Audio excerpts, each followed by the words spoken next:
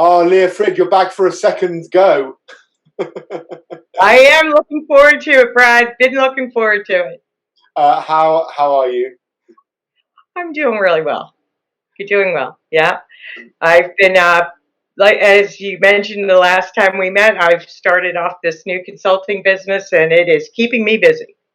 Well, we were just sort of joking offline that if you were going to pick the nirvana of times to set up a business and go into consulting, most people wouldn't choose month 6 of a global catastrophe, Pandemic. a pandemic, That, right?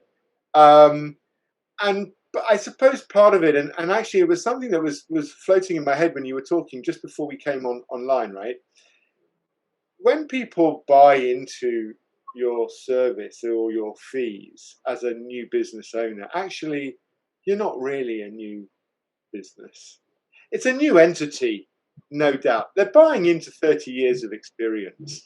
And I've found myself over the years, I've stopped now, but defending coaching rates or facilitation day rates when people are like, wow, that's what you charge. And actually, I'm not charging for the day. I'm charging for the 25 years of C-level that's it. experience that I've got in working as a coach or a facilitator. So maybe my starter question for you as a new business owner is, how are you finding it in the middle of a pandemic trying to grow Yeah. a business? Because you're ramping up when everybody else is thinking, wow, do we need to reorg? Do we need to That's furlough right. people? I mean, there's a lot of worry out there. Yeah. Brad, I started to share this, as you said before we got started, and it is a very interesting time. When I thought about doing this, um, I didn't really think about, I did think that I had 30 years of experience to share. And that's why I wanted to do it. I wanted to pay it forward. I wanted to take what I've done and done within corporations and spread that knowledge and experience across anybody who was eager to learn about it. And it really was a pay it forward mentality.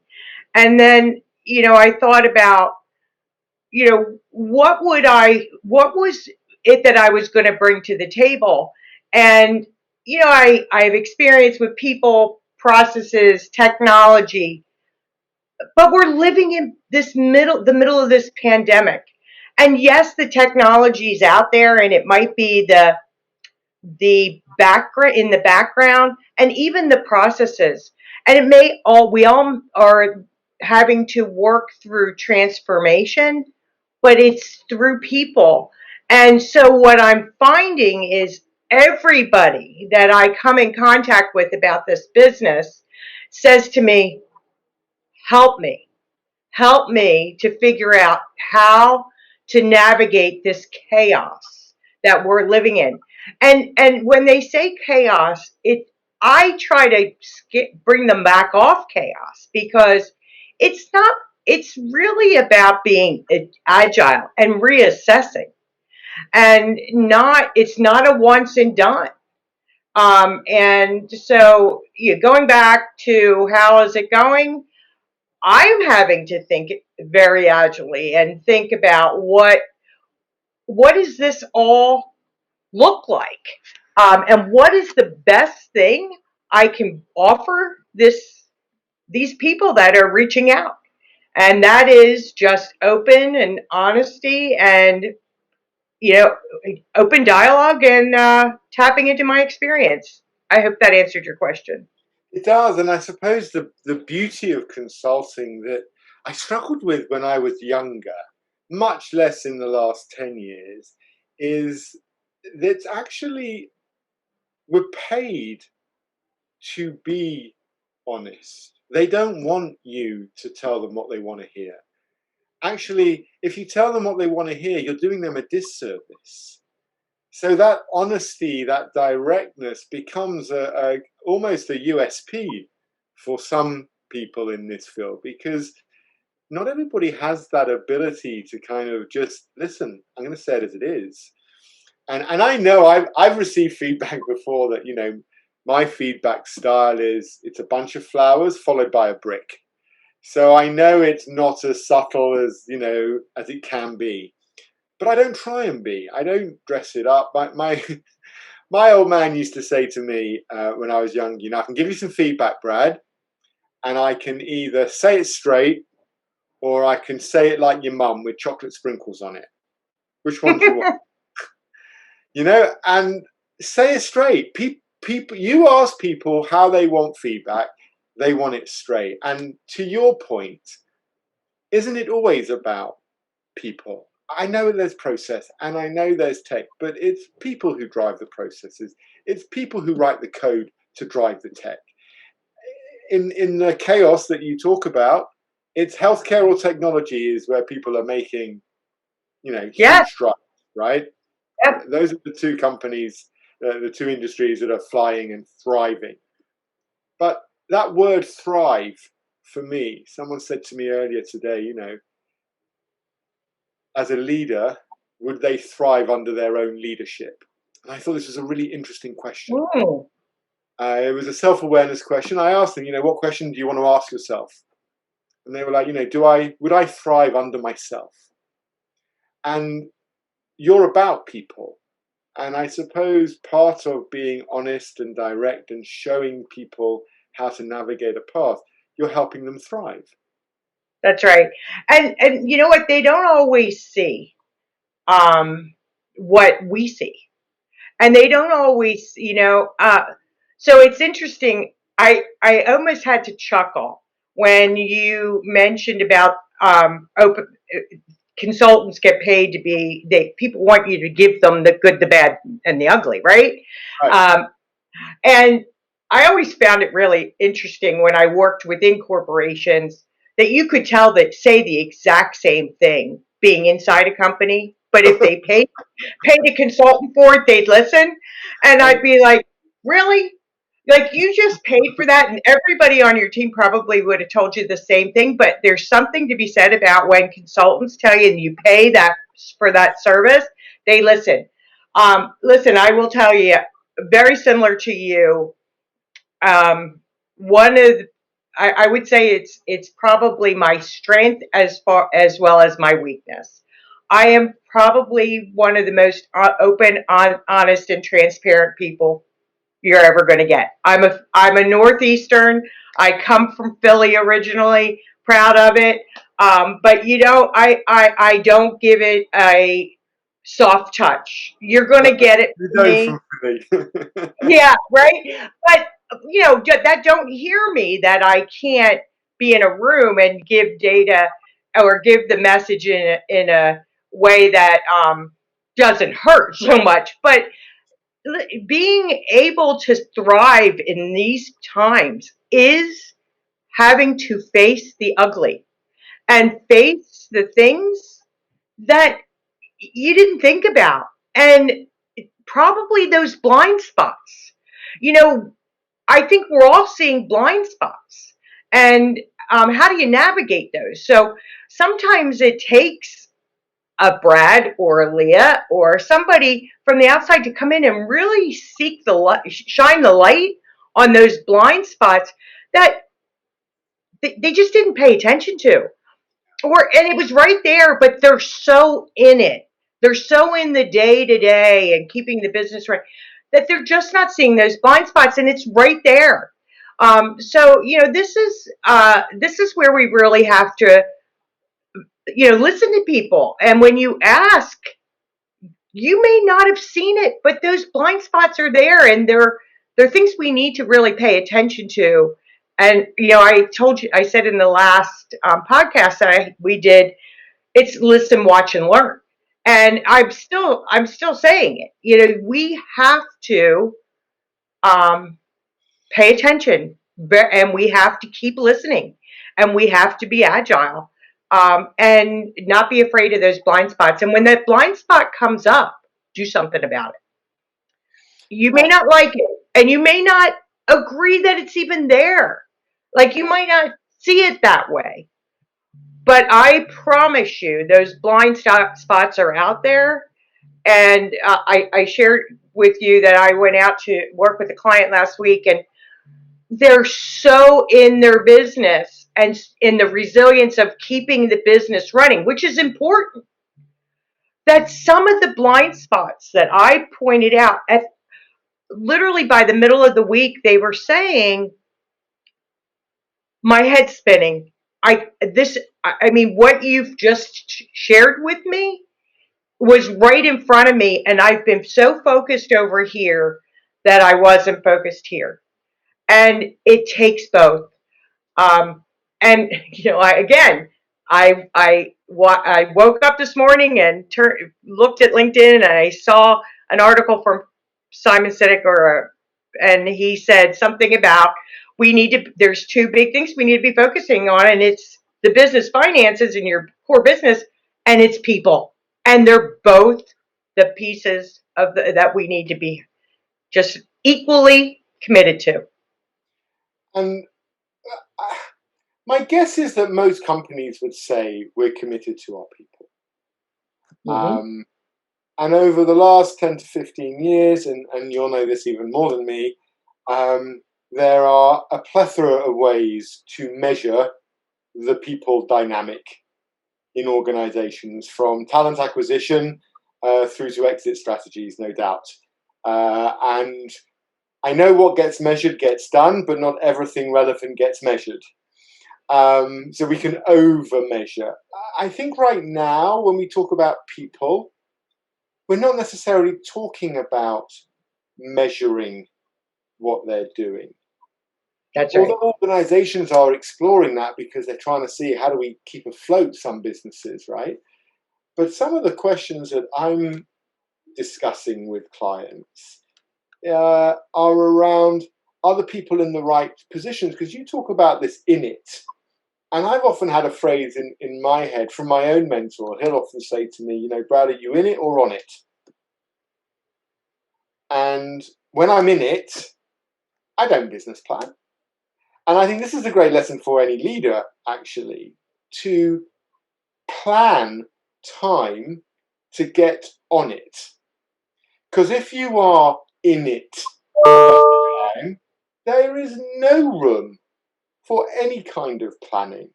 And even if we're living in a volatile world that's chaotic at times, at best it's chaotic. If you don't plan, if you don't make the time, you don't grow. And that's my experience. And if I think over the last 10 years, I can think of three major tipping points in my business where I've tangibly stepped away from delivery of being in it in order to be on it. And each time the result has been the business moves forward and grows. So me stepping away, and I think this is, maybe a lesson with leaders as well. How can leaders lean into their people by stepping away from doing the job? Yeah, I love that, Brad. I want to tell you a story, but before I do, I want to hit on one of the things you said. When we think about measuring, first of all, I think that businesses need to really look at their KPIs and what's important right now, and think about, what are they measuring, and what should they be measuring. And I will also say to you that a lot of what we're faced with right now is not something that comes out of an ERP or any system.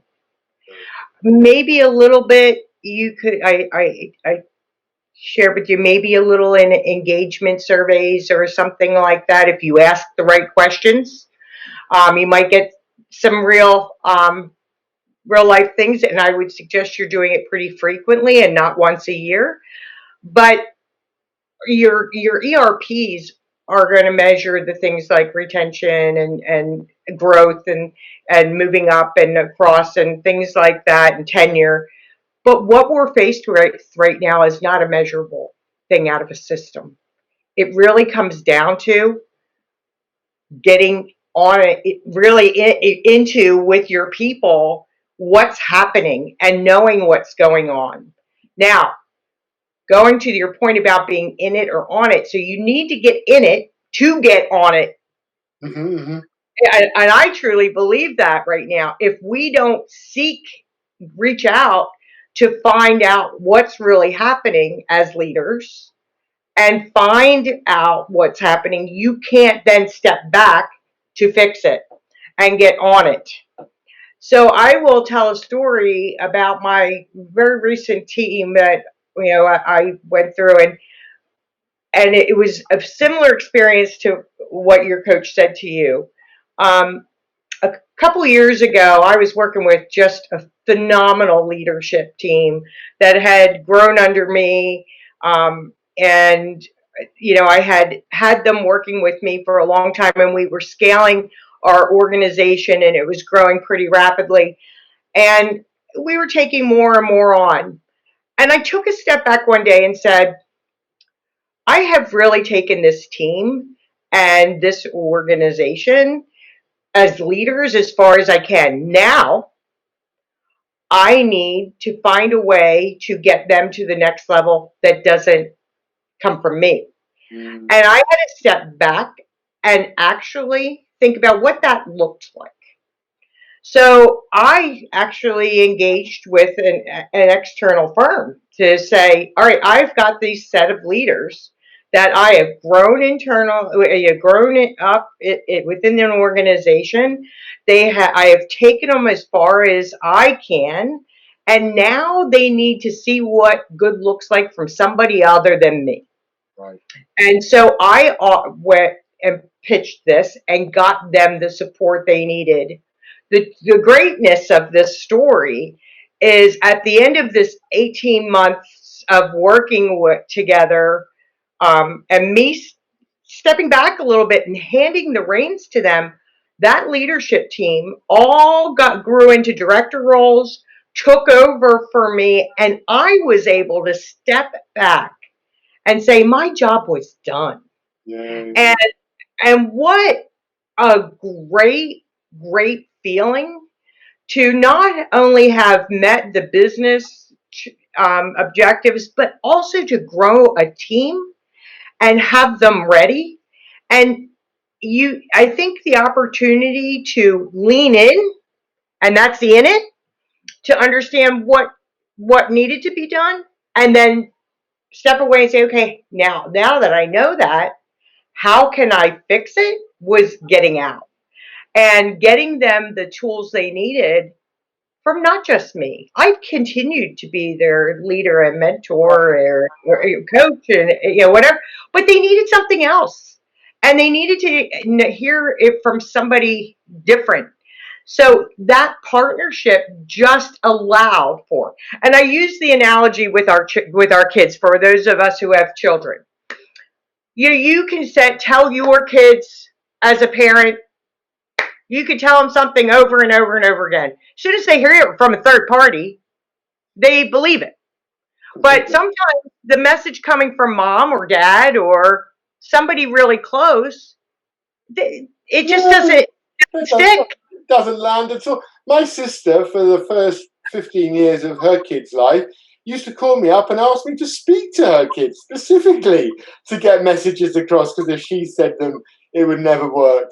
Yeah, I mean, I think it's just reality. I mean, even when you, especially when you grow a team with the under you, and if you're bringing them up after a few years, you're going to have to hand them somebody else has to come in and help you so they see it not so one-dimensional, right? And so really giving those different dimensions. I've done the same thing as your sisters did. I've asked my brother and he's played a great role in my kids' careers, and because I can tell them, I've got these years of experience, but it coming from mom just doesn't always make it right. And it's the same in business. Sometimes you just got to bring in another influence. And but to your point, I think it's true not just internally. I can see it even in my own business. I've worked with clients for many years. My relationships date back 10, 15, 18 years with clients. But there comes a point, both as a coach and as a facilitator, where actually you've heard all my stories now. You now need to hear from someone new. That it's what's helped me grow teams of coaches and facilitators, because That's actually right. bringing in that new blood, or whatever the phrase is what's needed. And it's not just about the message landing, because to your point, isn't the leader's overall objective to grow leaders? That's right. That's the role, right? You're the first job of any leader is to find their successor. And any leader who moves into a senior role and doesn't do that as one of the first jobs, they can't be but one of those first jobs, is already missing a trick, in my experience, because it means they become the critical point of failure. And if you as a leader are the critical point of failure, you are in it. Full stop. Yeah, I 100% agree. I can tell you also that not too many people get remembered for the tactical stuff that they deliver. Right. Nobody's going to remember the system you rolled out, or this merger and acquisition, or whatever it is. Maybe they will, but it's the lives, and it's about the people that you bring on that journey with you. It is, and at the end of the day, I can look across all 30 some years of my, and the only things that matter and I think about are the people that I worked with along the way, and how I was able to, um, help someone, or they helped me. I got to tell you, there's never been a person I didn't help grow that didn't help me to grow at the same time. It was a two-way street, because every time I got an opportunity to lead and bring somebody up in an organization, they taught me something. And they're all different.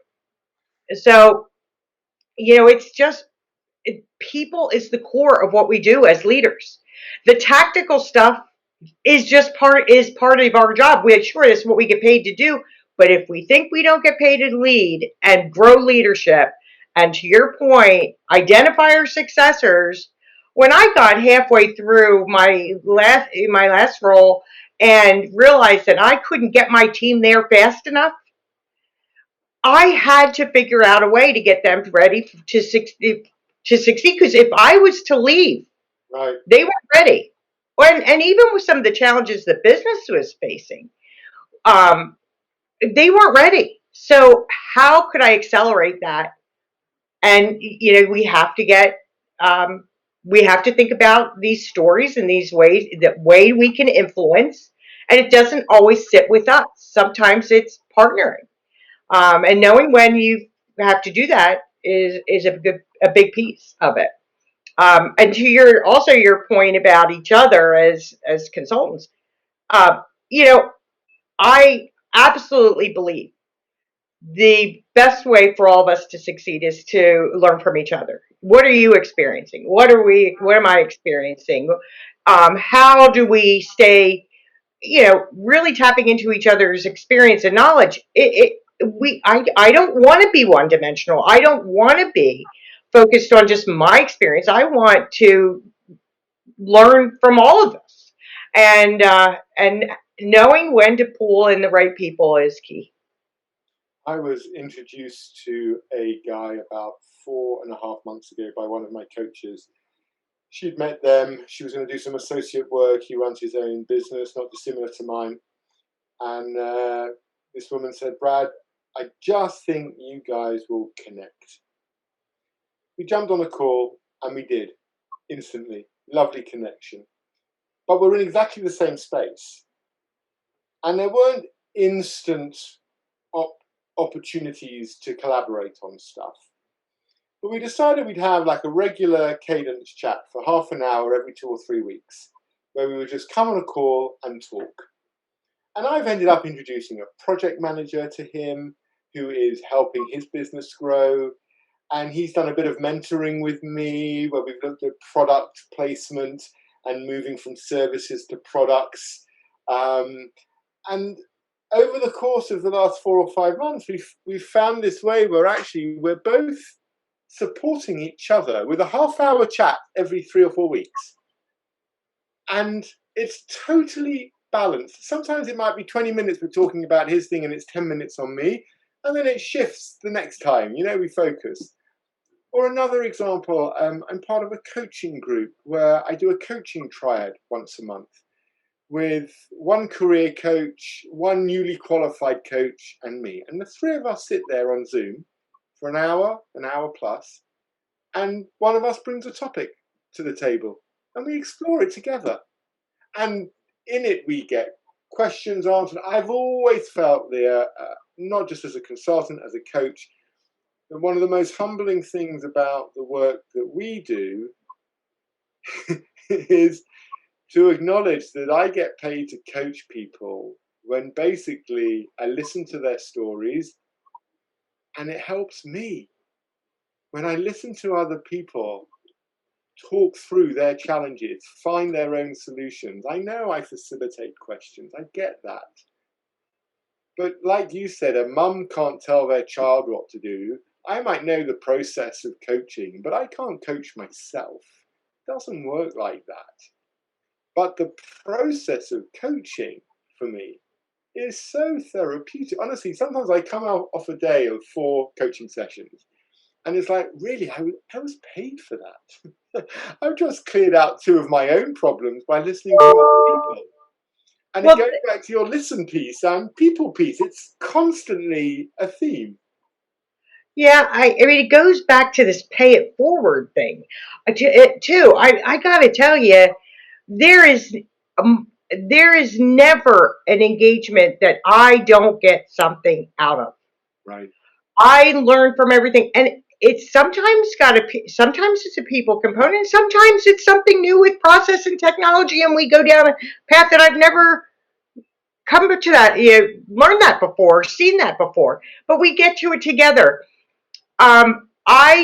This gives us the opportunity to continue to grow. To think that we all have the answers, we do not. The conversations, the journey we're on, the support we're giving each other, not just us as consultants, but everybody needs to be thinking this way. Everybody needs to think about that they're not alone. There are, having conversations, being vulnerable, opening yourself up to the unknowns, and thinking different than we ever did before. Those blind spots, how do we solve them together? These are all, we are in unfamiliar territory in some of these cases.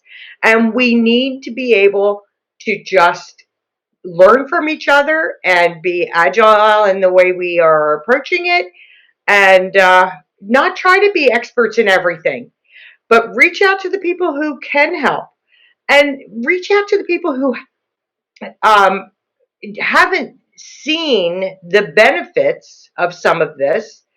I always say, you tell me what you want, and we'll all help you to get there. It may not be me, but I will find you and help you to get there, where you want to go. And I do the same with people. Sometimes I sit down with somebody and I see something in them that they don't see in themselves. Or I see, they just don't see the potential. And the opportunity to lean into somebody and help them with their potential, or help them even resolve an issue to its fullest potential, is really what I thrive on, because I learn on that journey, they learn on that journey, and we all do it together. I don't have all the answers. I navigate the conversation. I navigate the journey and help us to get there. And I think that we all right now are doing that, and just acknowledging that this is unfamiliar territory in a lot of cases, and we just got to help each other as we go through this journey, and we're all going to be better for it at the end, and have a little bit more experience and a little bit more different mindset than we ever did before. You So, mentioned the word vulnerability. I'm really interested in this word. I think it's a great word. It was mentioned to me earlier today in a conversation as well with a US coach that I was talking to. We explored sort of vulnerability in leaders. I wonder, for someone who spent 37 years through industry, going into consulting during the upside and down world, yeah, um, you're you're showing vulnerability. You're exposing yourself, right? I mean, it's how does it feel to be vulnerable like that? Not vulnerable as a leader who's sharing and caring about their team and helping people grow, but suddenly it's just you.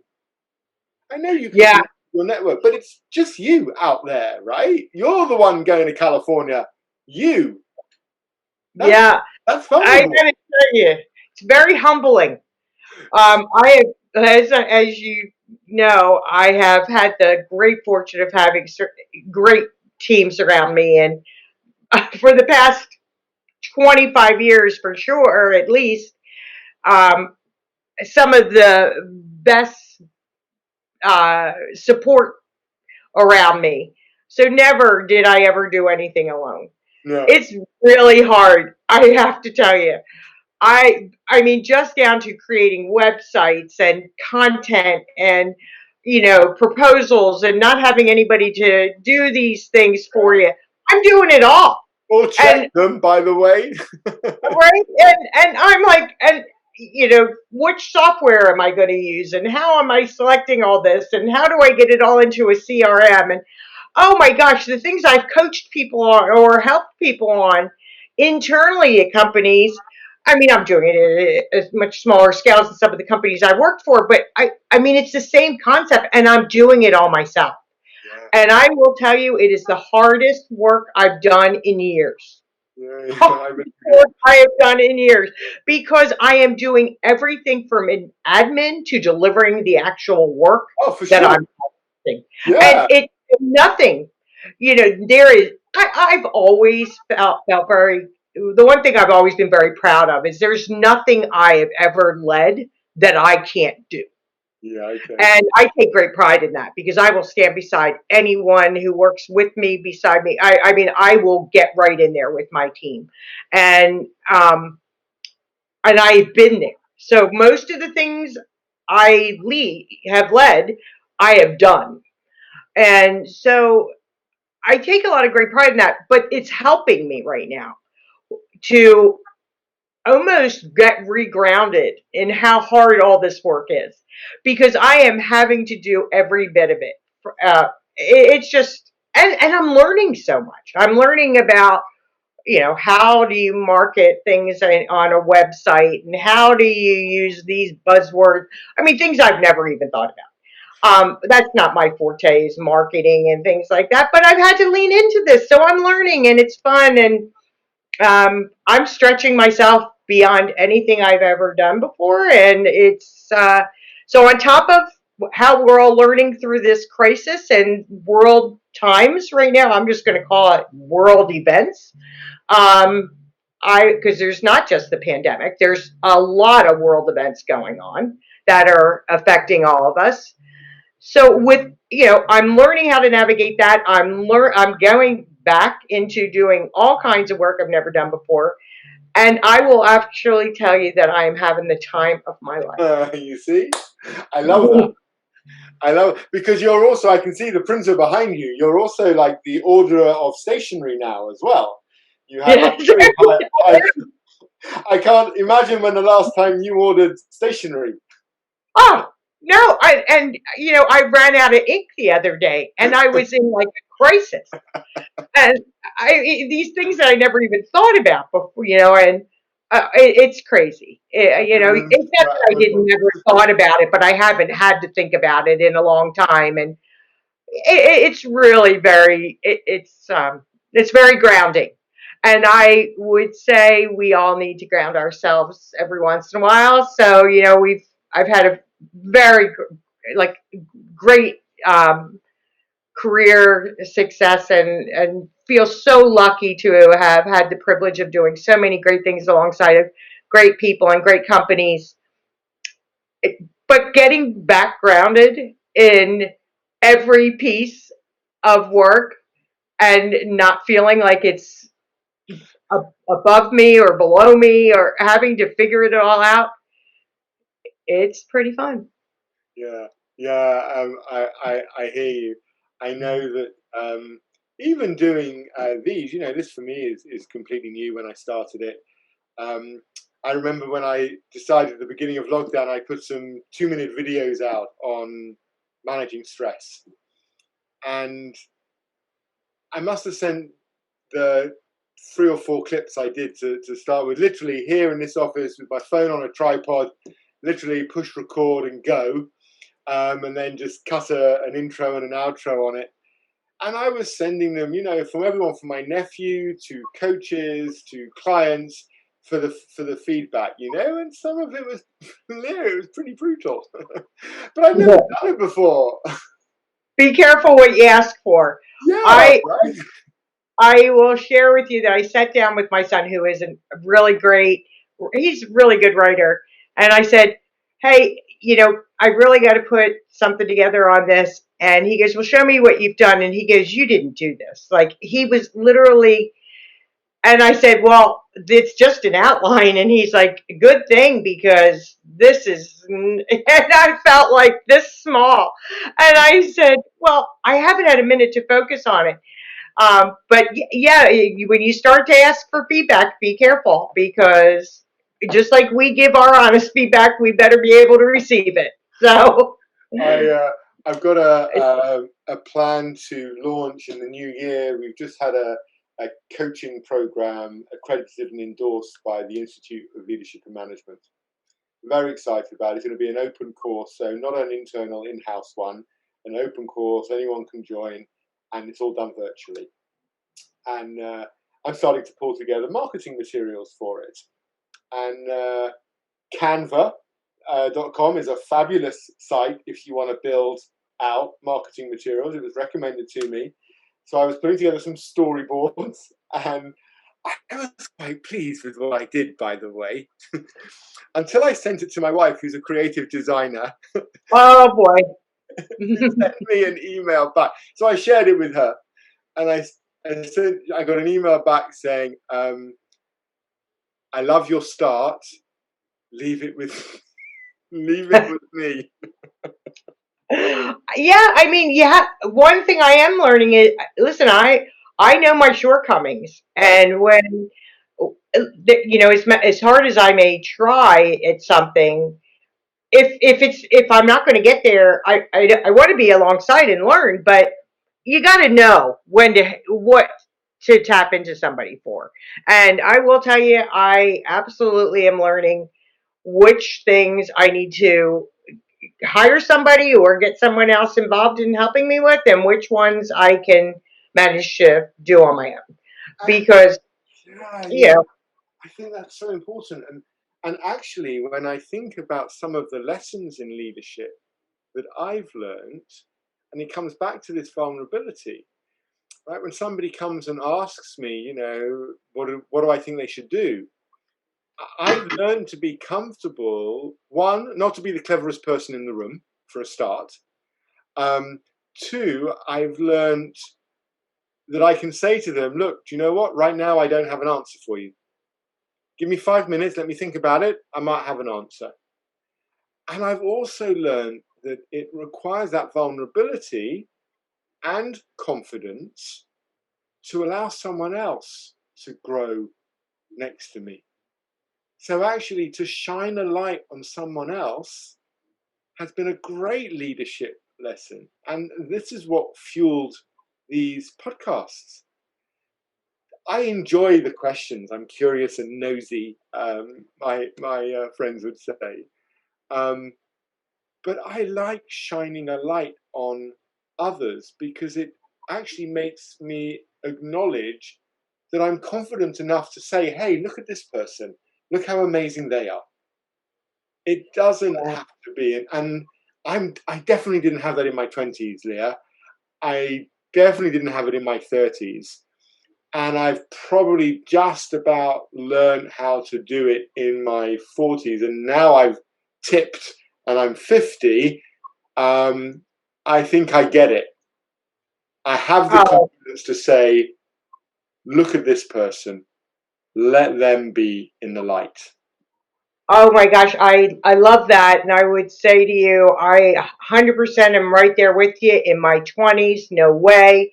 In my 30s, nope, still running 100 miles an hour, not thinking about probably a little bit of a bulldozer, and not that.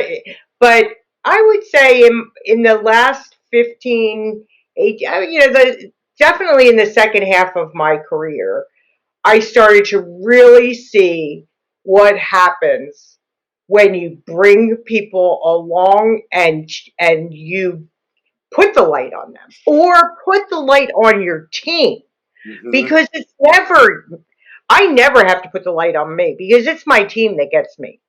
Yeah. Always. Yeah. If you have a great team, you're going to be successful because of them. And, I would tell you, I think that's really important, to make sure that we're comfortable with that. This is not about ego. A friend of mine put an article out recently about, egos in leadership. I got to tell you, there should be no ego in leadership. And if you lead with ego, you shouldn't be a leader.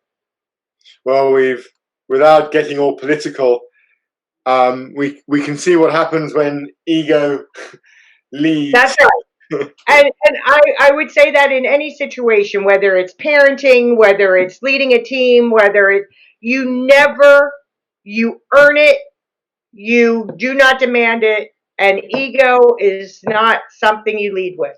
So if you have a big ego and it's all about you and you want to be, it's all about self reward, No, no, then you're not going to be a great leader. You shouldn't be leading people, because the best leaders are people who bring people along with them and shine the light on others.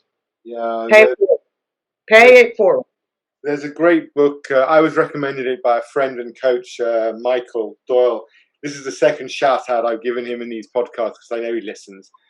But Michael recommended me this book by Ryan Halliday called Ego is the Enemy. Hmm. And it's just fabulous. Just Yeah. fabulous, because it highlights exactly the point you've made. And look, there's nothing wrong we've all got egos, by the way. So anyone Absolutely. listening to this needs to acknowledge, we're not saying we don't have one. Everyone has one. But you need to learn to turn the volume down on it as a leader in order to inspire those followers to want to track that journey with you. Because if it's Sure. all about you, they're not going to want to follow. Yeah, I mean, I would be lying to you if I said to you that I don't want somebody to acknowledge my work or acknowledge and give me a pat on the back. And yeah, I need my ego. But if I don't bring my team along on that, then shame on me. I mean, I really do think letting people saying, if somebody says you did a great job, reaching out and saying, well, this person on my team really helped me to see this and get us to that. And, being able to do that and not take all of the credit, and acknowledging the people beside us. And I learned from all of them. So there's never a day in our business and in my past that I didn't walk away learning something from somebody. I am always paying attention. That always be learning, I think, is a lovely mantra. Hmm. I think sometimes there are moments when I feel like I've learned a lot and I'd like to just be for a while. Like I've thought, I've reflected, I've learned, and then I've thought and reflected and learned. and then I've thought and reflected and learned, and now I just want to be. I don't want to learn anything right now. I don't want to reflect. I just want to enjoy that quiet stillness. And maybe coming back to this kind of vulnerability piece, we've all got to know those blind spots that you talk about. Mm-hmm. Because yes, we should be learning and growing, but if it's all the time, if it's like every day, I also need to know that I'm doing stuff right. And something that when I was listening to your anecdote just then, I was thinking, you know, for 20 years of the last 26 years in business, no one acknowledged my work that was close to me. Yes, clients would, of course, and I would always humbly accept it. It's lovely to hear when you've done a great job for a client. But you're on your own, Lia. There's no one's going to come in on a Friday and say, Lia, great job this week. Thank you for your efforts. You have to validate yourself now. Well, you do, but you know, I have to tell you that that's not the way I want this to work. I mean, alongside of the work I am doing for others is working with people like yourself and working and seeing people and you know, sure, when you encourage me or you tell me you're really doing great, that makes me feel like it gives me the energy to keep going. Yeah. So, I met you 10 years, called close to 10 years ago. Here we are, we're sitting here. You're really inspiring me. It's not just my family, it's not my friends, it's not my clients, it's my network. Yeah. I mean, people who are just really helping me to. There are days, believe me, that I go to bed and I go, "What was I thinking?" I am telling you, there have been quite a few of those. Yeah. But when I get the opportunity to sit alongside somebody like yourself, and later on this week, I'm meeting with another friend of mine that and and they give me, they're like, you got this, and here's what you're doing great, and here's what you can do different, or that is what keeps me going, and I am so grateful. I'm so grateful for the people who are cheering me on and getting me through, keeping me motivated to be on this next journey in my life. So It's funny though, isn't it? Because you'll probably find that you end up working even harder than you've ever worked, mm-hmm. being even more successful than you've ever been, growing even more than you thought you could grow, and all of it comes from being prepared to be vulnerable and totally exposing yourself, having the and courage to do that. and not being afraid to get, I think the hardest part is when you fall, the courage to get back up.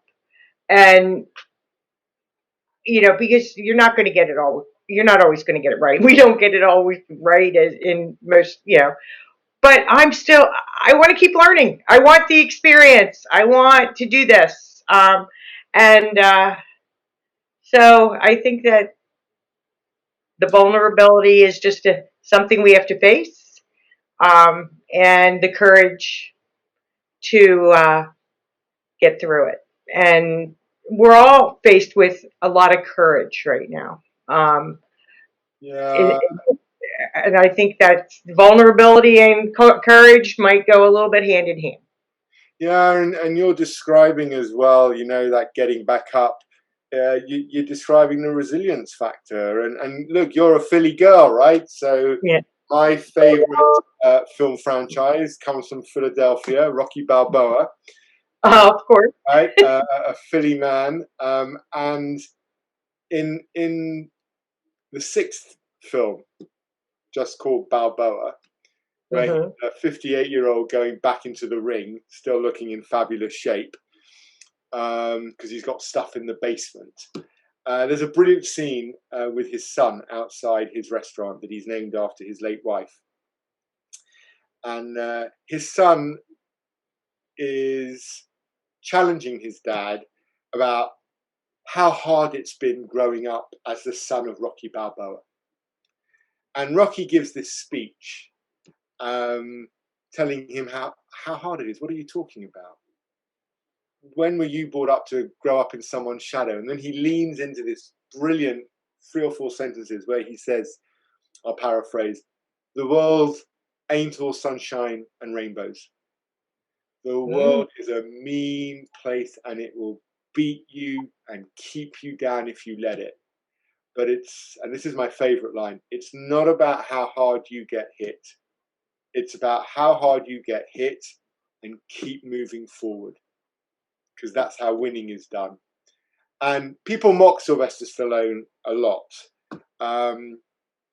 Very few people know, he won an Oscar for his first Rocky movie for writing that story.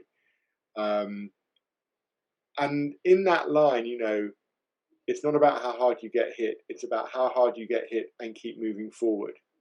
That's how winning is done. I believe that's what organizations are going through. It's what individuals are going through. It's what families are going through. And actually, Lia, some don't have the strength to get up. They are vulnerable. They are trying to show courage, but it doesn't work. And, maybe that's where, on top of this, as leaders, we also need to be able to show gratitude alongside vulnerability and courage, because I know that I am grateful for being able to stand up and keep moving forward.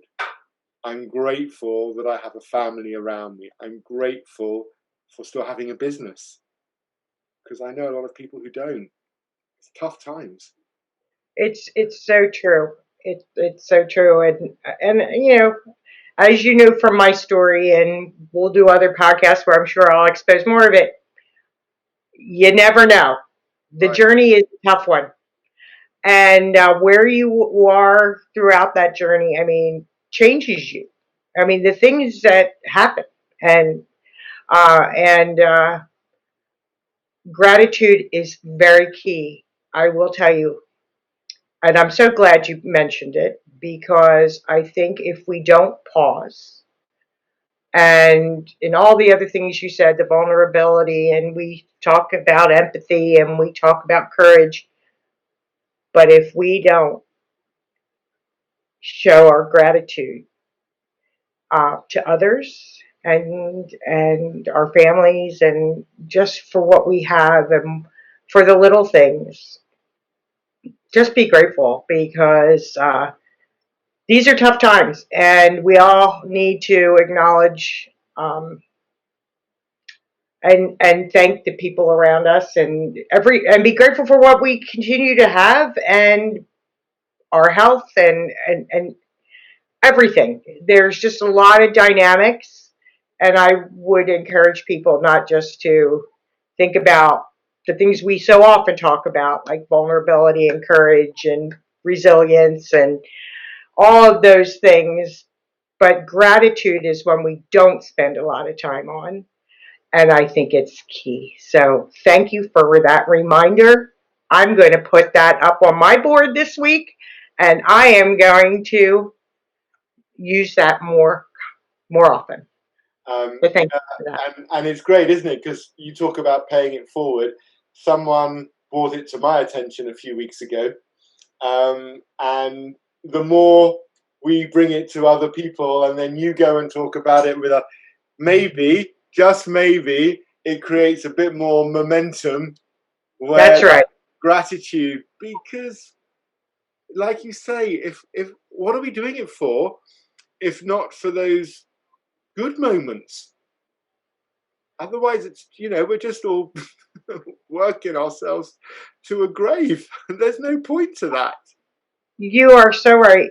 Well, I would say that's a great end to our day, our podcast today. And I am going to make sure that I'm definitely paying that one forward and making that part of my dialogue. over the coming weeks. So I'm going to go and show gratitude to my dog, who I'm now going to drag out in the pouring rain and go for a 10K run with him. there you go. That sounds great. Well, I have always enjoyed this.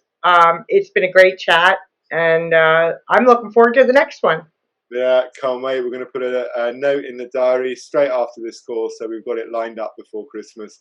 Lia Frid, extraordinaire consultant, thank you so much for your energy and your contribution today. See you next time.